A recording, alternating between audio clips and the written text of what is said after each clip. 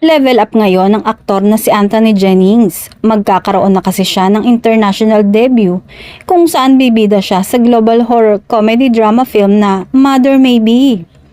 Ang exciting na balitang ito ay inanunsyo sa Hong Kong Film Art 2025 ayon sa ulat ng American magazine na Variety. Ang istorya ng Mother Maybe ay sesentro sa karakter ni Anthony bilang si Marco na makakasama ang long-lost mother niya. Kasunod niyan ay pinuri niya ang aktor at sinabing may natural charm ito na nakakaaliw panoorin. Dagdag pa niya, "This balance of comedic timing and emotional depth makes him the right fit for Marco."